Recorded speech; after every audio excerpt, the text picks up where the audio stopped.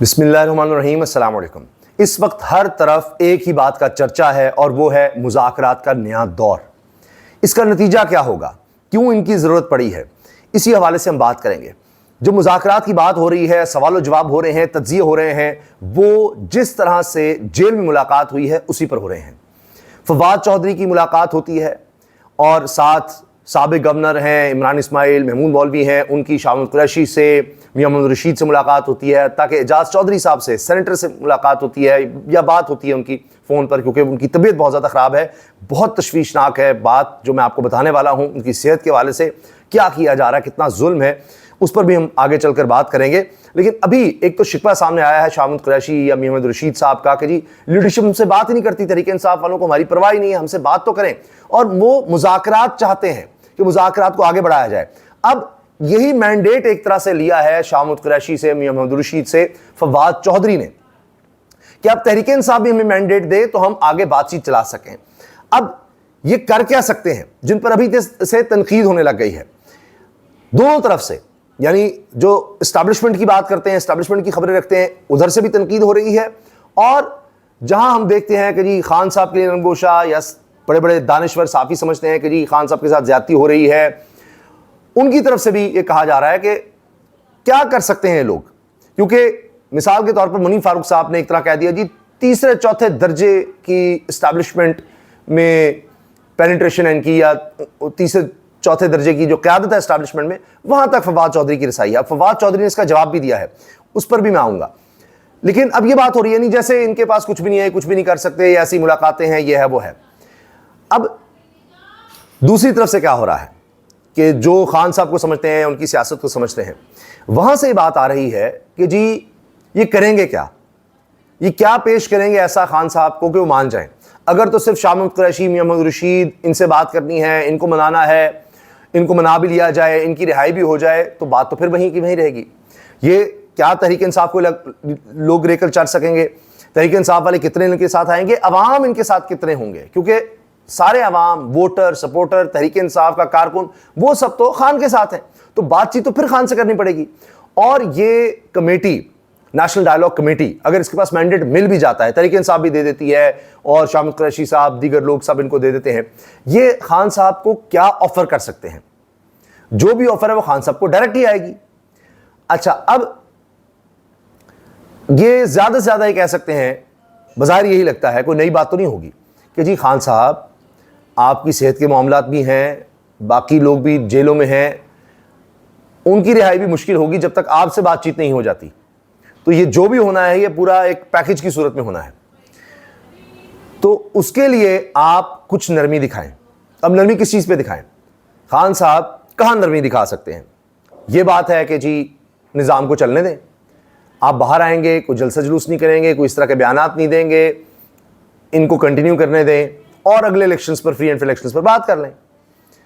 अब बदले में क्या है कि आपको रिहाई भी मिल सकती है, आप बाहर जाना चाहें जा सकते हैं, आपको इलाज भी मिल जाएगा, आप बनी गाला रहें, जमान पार्क रहें, जो भी करना है करें। तो बस ये करें कि इस निज़ाम को चलने दें, कोई तहरीक ना चलाएं, किसी तरह की कोई प्रॉपर अपोजिशन ना करें। जिस तरह भी तहरीक इंसाफ भी तो है, कुछ ऐसा नहीं कर रहे। महंगाई हो रही है, बिजली महंगी, पेट्रोल महंगा, गैस महंगी, और ज़्यादा महंगी हो गई है। अभी आटे का बहरान आ गया, उस पर भी मैं बताऊंगा आपको कि नायाब होता चला जा रहा है आटा। अभी कटाई की सीजन को 2 महीने गुजरे हैं, तो यह हाल हो गया है। तो इस पर आप देख लें तहरीक इंसाफ उस तरह मुतहरिक नहीं है। अब वहाँ भी ये बातें आती हैं कि जी कुछ बातचीत चल रही है, बिहाइंड द सीन चल रही है, उसमें यही है कि दबाव ज़्यादा ना डालो, कुछ अर्सा खामोश हो जाओ, कुछ ना रिलीफ आ जाएगा। 5 अगस्त की फिर तारीख आ गई है कि जी एहतजाज करेंगे, और जब ये तारीख आती है फिर मुज़ाकरात की बात आ जाती है। तो ये चीज़ें चल रही हैं। वो फिर भी कह रहे हैं अच्छा वेट एंड सी, अगर नहीं होता जुलाई के एंड तक कुछ, तो फिर अगस्त में हम कर ही देंगे आगाज़ किसी ना किसी तरीके का। वो सब चीज़ें चल रही हैं। तो अब खान साहब को यही ऑफ़र की जा सकती है जो पहले हुई है। ये बातें तो पहले दिन से हैं, खान इस पर नहीं मान रहे, तभी तो नहीं आई हो रही। वरना खान साहब ये बातें मान जाएं तो नेशनल डायलॉग कमेटी की शायद ज़रूरत भी नहीं है, वो खुद बराह रास्त चीज़ें तय कर लेंगे। तो लिहाजा नेशनल डायलॉग कमेटी के पास बहुत ज़्यादा मैंडेट है नहीं खान साहब की तरफ से। एक तो ये प्रॉब्लम आ रहा है, जिसकी वजह से क्या होगा, असल चीज़ ये है कि क्या खान साहब मानेंगे? एक्स्ट्रा क्या है इनके पास, नेशनल डायलॉग कमेटी के पास या फवाद चौधरी के पास, कि जो ऐसा वो पेश कर सकें जिसमें खान साहब मान जाएं? और जो बातें खान साहब कह रहे हैं कि जी फर्ज कीजिए कि लोगों को रिहा किया जाए, हमारा चोरीशुदा मैंडेट वापस किया जाए, अदालतों से केसेस खत्म किए जाएं और फ्री एंड फेयर इलेक्शंस फौरी करवा दिए जाएं, अगले इलेक्शंस का इंतजार, यही वो बात करेंगे ना। तो क्या एस्टैब्लिशमेंट ये चीज मान सकती है? हुकूमत तो कतई नहीं ना मान सकती, सवाल ही पैदा नहीं होता। तो क्या एस्टैब्लिशमेंट इसको मानेगी? क्या नेशनल डायलॉग कमेटी उनको मनवा सकती है? फवाद चौधरी की सिंसेरिटी अपनी जगह, वही कह रहे हैं, उन्होंने तो बाकायदा मुनीर फारूक की बात का जवाब भी दिया है कि ये कहना कि जी एस्टैब्लिशमेंट को क्या ज़रूरत है कि तहरीक इंसाफ क्यों माने, उनकी मजबूरी तो नहीं। हाँ, तहरीक इंसाफ की मजबूरी है, क्यों?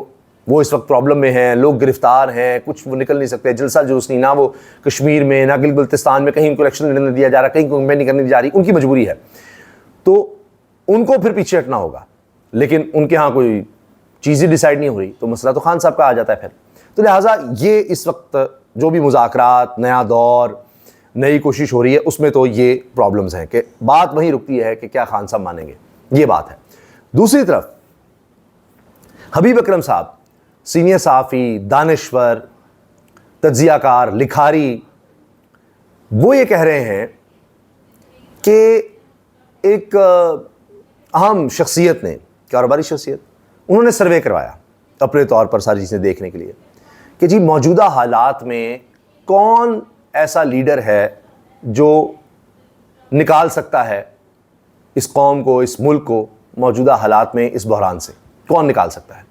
62% लोगों ने कहा इमरान खान, बाकी 38% जितने थे उन्होंने बाकी सारी लीडरशिप का मिलाकर नाम दिया है। यानी अब बाकी सारी लीडरशिप आप देख लेना, जितनी भी जमातें हैं उसमें पीपल्स पार्टी यानी जरदारी साहब या बिलावल भुट्टो या इधर नवाज शरीफ साहब, शहबाज शरीफ साहब, मरीम साहबा नून लीग में आ गए, फजल रहमान साहब आ जाएं, उसमें बाप पार्टी भी आ जाए, उसमें इस्तेकाम भी आ जाए, उसमें काफ लीग भी आ जाए, जमात इस्लामी भी आ जाए, फजल रहमान साहब का नाम ले दिए, जितने भी लीडर हैं सारे मिलाकर 38% हैं और अकेला खान 62% है। तो अब मामला ये है कि 2024 में भी लोगों ने मैंडेट खान को दिया, बड़ा वाज़े दिया और तकरीबन 2/3 अक्सरियत का दिया। तो अब भी जब कभी भी इलेक्शंस हुए तो लोगों ने मैंडेट खान को देना है, पहले से ज़्यादा देना है। जब भी करवा लिया आपने, जितनी देर बाद भी महीनों बाद करवाएं, सालों बाद करवाएं, जब भी आपने इलेक्शंस करवाए, क्योंकि हर चीज़ करके देख ली। 2024 के इलेक्शन में भी सब कुछ करके देख लिया, जो कुछ हो सकता था, इंतखाबी निशान छीनने से लेकर कैंपेन नहीं कर सकते, गिरफ्तारियां, पार्टी तोड़ दी, इस्तेकाम पाकिस्तान पार्टी बना दी, तहरीक इंसाफ पार्लियामेंटेरियन बना दी, बड़े बड़े बंदे तोड़ दिए, इलेक्टेबल्स तोड़ दिए, कोई कैंपेनिंग कुछ नहीं, फिर भी लोगों ने वोट दे दिया। और उसके बाद से खान साहब का नाम नहीं चल सकता, तस्वीर नहीं चल सकती, कवरेज नहीं हो सकती, बयान नहीं चल सकता, अब सोशल मीडिया पे भी नहीं चल सकता, मुलाकातें बंद, सब कुछ करके देख लिया कि आंख से ओझल हो जाए, लेकिन उसकी पॉपुलैरिटी बढ़ रही है, नौजवान और ज़्यादा उसकी तरफ आ रहे हैं, ये सर्वे भी हो गया। तो फिर भी खान ही है। मसला ये है 4 साल से ज़्यादा हो गया मौजूदा लोगों को, इन पर मौरूसियत की भी छाप है, डिलीवर ये नहीं कर सके, कोई बेहतरी ये नहीं ला सके। तारीख में सबसे ज़्यादा कर्जे लेने वाले वज़ीर आज़म शहबाज शरीफ, तारीख में सबसे कम मुसलसल ग्रोथ दिखाने वाले शहबाज शरीफ, तारीख में सबसे ज़्यादा महंगाई करने वाले शहबाज शरीफ, मौजूदा निज़ाम नून लीग, तारीख में सबसे ज़्यादा टैक्स लगाने वाले शहबाज शरीफ, सबसे नीचे एक्सपोर्ट ले जाने वाले यानी वापस के लिहाज से वो भी शहबाज शरीफ, नून लीग, सबको नज़र आ रहा है। दहशतगर्दी है तो फिर सर उठा रही है। यानी तमाम इशारे देखिए, तारीख में इतने ज़्यादा बच्चे स्कूल से बाहर कभी नहीं थे, तारीख में इतनी ज़्यादा गुर्बत कभी नहीं थी, गरीबों की तादाद इतने करोड़ में कभी नहीं थी जितनी अब है, बेरोज़गारी जितनी अब है कभी नहीं थी। तो देख लीजिए क्या हुआ। इन्हीं लोगों को अगर आपने मजीद साल देते चले जाना है तो आइंस्टाइन ने ही कहा था कि पागलपन ये होता है कि आप एक ही अमल दोहराते चले जाएं और समझें कि नतीजा कोई मुख्तलिफ निकलेगा। वही अमल आप बार बार कर रहे हैं, वही लोग आप बार बार आजमा रहे हैं, वही 4 साल से आप करते चले जा रहे हैं और समझ रहे हैं कि कोई नतीजा बेहतर निकलेगा। नहीं, और ज़्यादा बुरा निकल रहा है। पहले साल से नीचे गए दूसरे साल में, दूसरे से ज़्यादा नीचे चले गए तीसरे में, तीसरे से ज़्यादा नीचे चले गए चौथे में, और अब 5वां साल है उससे भी नीचे। क्या पेट्रोल कभी तारीख में इतना महंगा था जिस तरह से अब हुआ है? कभी पेट्रोल पे इतना टैक्स था जितना अब हो गया है? नहीं। तो पिछले सालों से बढ़ता जा रहा है ना जनाब, यह हालत है। गंदुम का ऐसा बहरान सर उठा रहा है। कभी किसान की हालत थी कि उससे गंदुम नहीं खरीदी, उसके बावजूद इतनी ज्यादा महंगी हो गई? नहीं थी। तो लिहाजा अब सब ये देख रहे हैं कि जी मौजूदा लीडरशिप में कोई बहरान से निकाल सकता है तो खान है। फिर हालात ऐसे पैदा हो गए हैं, बलूचिस्तान की सूरत हाल आप देखिए, दहशतगर्द क्या कर रहे हैं। पहले वो बड़ा सुबाइयत के हवाले से बात करते थे जी, हुकूक और फलां, अब तो आमदोरफ्त बंद कर रहे हैं, कंटेनर ट्रक्स जला रहे हैं। पहले भी वो कोई एक नारा ही था उनके पास, पहले भी हकीकत कोई नहीं थी कि जी वो बलूचिस्तान के लिए काम करें, फलां कर रहे हैं। अब तो क्या ये बलोच नहीं है जिनको मारा जा रहा है, जिनको कत्ल किया जा रहा है? क्या जिनकी गाड़ियां जला रहे हैं, जिनका रोजगार खत्म कर रहे हैं, वो बलोच नहीं है? तो एक अजीब सूरत हाल बन गई है। तो अब उनके खिलाफ बयानिया बनाना है तो एक आपको नेशनल लेवल पर सारी जमातों को इकट्ठा नहीं करना, बाकी तो सारी इकट्ठे हैं, इक़्तिदार में तो सारे इकट्ठे हैं ना, अपोजिशन में कौन है, उनको भी आपने इकट्ठा करना है। सिर्फ यही नहीं, मैं तो ये अर्ज कर रहा हूं कि गैर सियासी लोगों को भी इकट्ठा करना है, उसमें चाहे मजदूर हैं, किसान हैं, टीचर्स एसोसिएशन हो, जितनी भी बॉडीज हैं गैर सियासी, सबको आपको साथ लेकर चलना है। तो क्या जो इस वक्त इक़्तिदार में है उनके पास कैपेसिटी है? नहीं है। तो फिर वही बात कि हालात बता रहे हैं, बलूचिस्तान में देखिए, आज़ाद कश्मीर में देखिए, खैबर पख्तूनख्वा में देखिए, मईशत की बदहाली देखिए, पार्लियामान को देखिए, अदालत को देखिए, फॉरेन इन्वेस्टमेंट को देख लें, जितने भी आप हालात देखेंगे, नौजवानों की सोच देख लें, तो आपको खान से बात करनी पड़ेगी, मौजूदा हल निकालना पड़ेगा। और इसी पर जब दोनों तरफ से तनकीद हुई है तो फवाद चौधरी ने इसीलिए लिखा है कि भाई जिस तरह आपने पिछले 4 साल लड़ाई लड़ ली है, लड़ते रहे। कुछ लोगों का लड़ाई से मामला चल रहा है, उनकी मौजें लगी हुई हैं, उनकी रोजी रोटी लड़ाई में है, तो अलग बात है।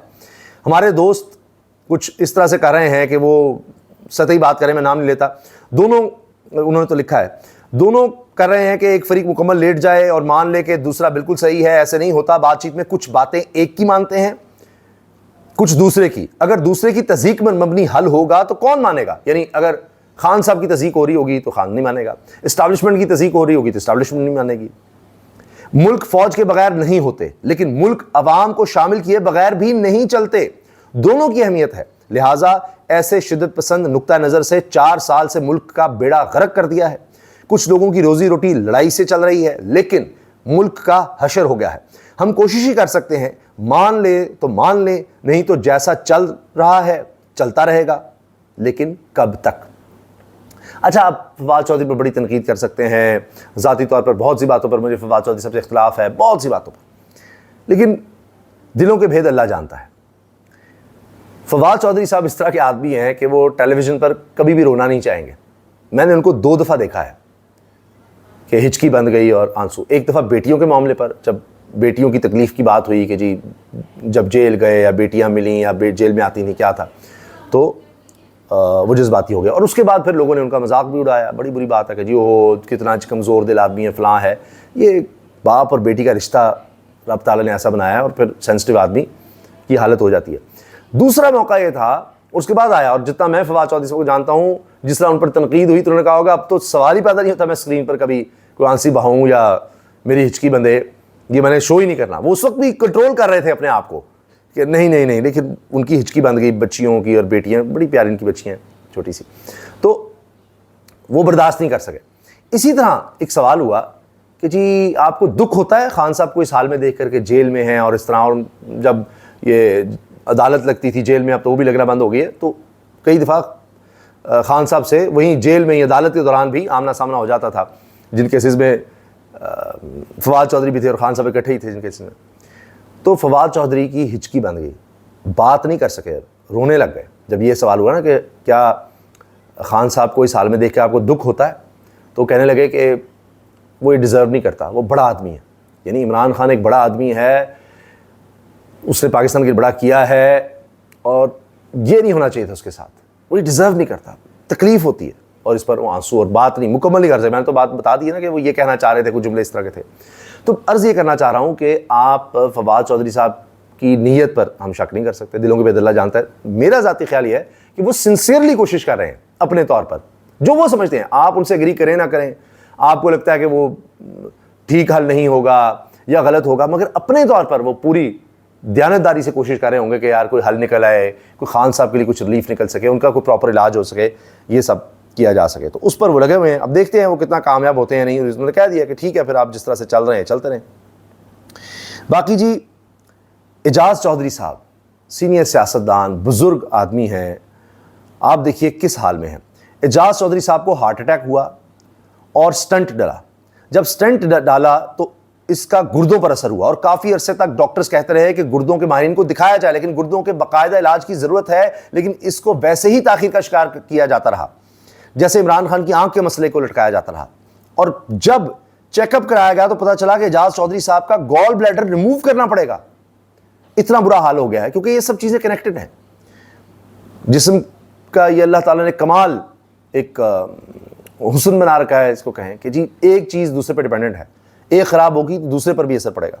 अच्छा, अब जब गॉल ब्लैडर रिमूव करने की कोशिश की गई तो पता चला कि इन्हें तो बहुत ज़्यादा इन्फेक्शन है, पहले इन्फेक्शन का इलाज करना होगा, यानी इन्फेक्शन का मुनासिब इलाज ना होने की वजह से इनका गॉल ब्लैडर नहीं रिमूव किया जा सकता, ऑपरेशन ही नहीं किया जा सकता।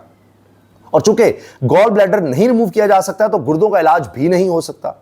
और इस वक्त उनकी गुर्दों की स्टेज 3 आ गई है, जो खदशा है कि अगर अभी भी इलाज ना किया गया तो इनको खुदा न खास्ता डायलिसिस पर डालना पड़ेगा। Asadullah Khan anchor person, senior सहाफ़ी, उन्होंने ये सारी खबर शेयर की है। आप अंदाज़ा लगाइए। और यहाँ हुकूमत को, साबिक़ इक़्तिदार को कोई फ़र्क नहीं पड़ता बुज़ुर्ग के साथ कितना जुल्म हो रहा है। अब अंदाज़ा लगाइए कि एक तरफ ये हालात हैं, फिर अब नजम सेठी साहब ये खबर दे रहे हैं कि जी अगले महीने 26 नवंबर वाले केस का फैसला है, अलीमा खान को सज़ा हो जाएगी, इनको गिरफ्तार कर लीजिएगा, जेल में डाल दिया जाएगा। बात यह है इसलिए कि अलीमा खान क्यों निकल पड़ी हैं। अब हो रहा है, बयान दिलवाए जा रहे हैं जी अलीमा साहिबा का बाहर आना, रैलियाँ निकालना, उनसे खिताब करना, ये तो उनका सियासत में कदम रखना है, बाकायदा सियासत में उन्होंने आने का आगाज़ कर दिया है। मौरूसियत ये नहीं होनी चाहिए। भाई बात यह है, एक बहन अपने भाई की रिहाई के लिए जो कर सकती है करेगी, करना चाहिए। इंसानी तौर पर, समाजी तौर पर, अखलाकी तौर पर यह फ़र्ज़ है। भाई हो तो बहन के लिए सब कुछ करे, बहन है तो भाई के लिए करे, क्योंकि वो जेल में कुछ नहीं कर सकता। तो अगर वो ये कर रही हैं, कोशिश कर रही हैं, और क्या करेंगी, लोगों से बात करेंगी, जाएंगी, मोबिलाइज करेंगी, प्रेशर डालेंगी, तो अगर वो इस तरह खिताब कर रहे हैं, इसमें मरूसियत कहाँ से आ गई।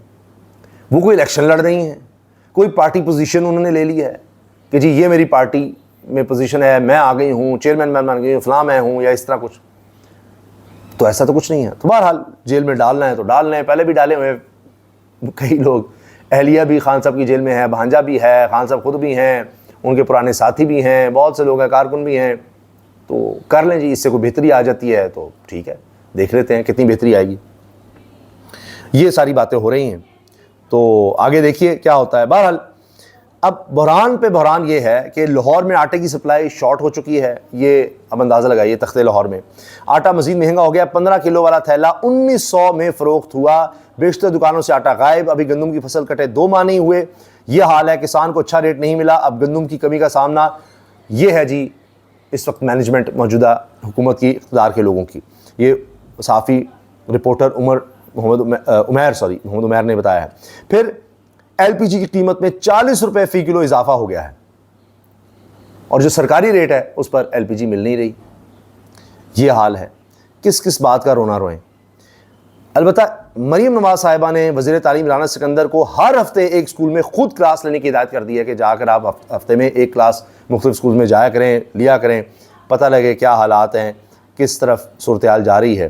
तो ये जनाब अब ताज़ा अहकामात हैं। तो देखिए ऊँट किस करवट बैठता है, क्या क्या हालात बनते हैं, क्योंकि जो कुछ हम पिछले 4-5 साल से देख रहे हैं उससे तो कोई रिज़ल्ट निकल नहीं सका। तो अब एक नई कोशिश हो रही है, एक नया दौर है मुज़ाकरात का।